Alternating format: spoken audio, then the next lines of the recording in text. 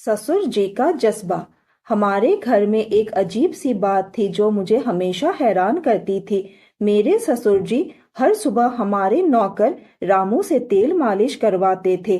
मालिश के बाद वो सीधा अपने कमरे में चले जाते और मैं सोच में पड़ जाती थी कि आखिर वो वहाँ क्या करते हैं।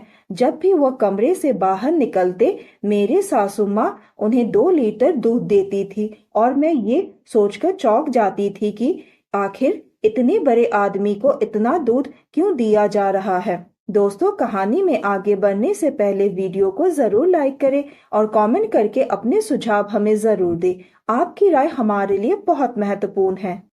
एक दिन मेरे मन में जिज्ञासा जागी और मैंने तय किया कि मुझे पता लगाना चाहिए कि मेरे ससुर जी कमरे में क्या करते हैं। जैसे ही रामू कमरे से निकला मैंने चुपके से कमरे में झांका। कमरे का दृश्य देखकर मैं हैरान रह गई। मेरे ससुर जी एक साइड में डंबल उठाए हुए थे और मांसपेशियों की कसरत कर रहे थे।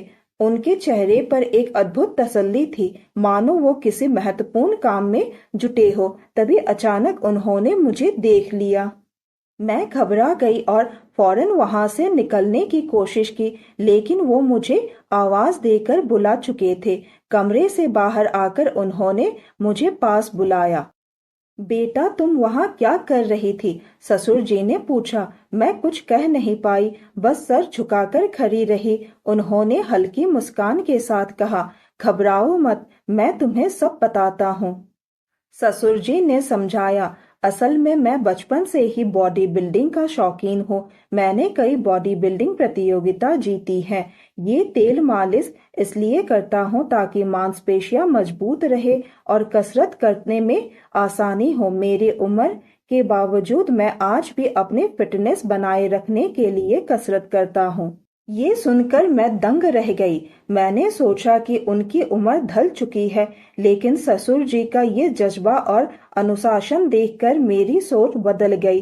वो सिर्फ अपने शरीर को स्वस्थ रखने के लिए नहीं, बल्कि अपने जुनून को जिंदा रखने के लिए मेहनत कर रहे थे। उन्होंने बताया, उम्र तो बस एक संख्या है, असली ताकत हमारी सोच और आत्मविश्वास में होती है। जब तक हम खुद को कमजोर नहीं मानते, तब तक हम कभी कमजोर नहीं हो सकते। इसलिए मैं आज भी अपनी बॉडी बिल्डिंग की प्रैक्टिस कर रहा हूँ। उनकी बातें सुनकर मैं अंदर से बहुत प्रेरित हुई। मेरे ससुर जी ने मुझे सिखाया कि इंसान को कभी हार नहीं माननी चाहिए, चाहे उम्र कोई भी हो। अगर हमारे भीतर कुछ कर गुजरने की आग है, तो हम किसी भी चुनौती का सामना कर सकते हैं।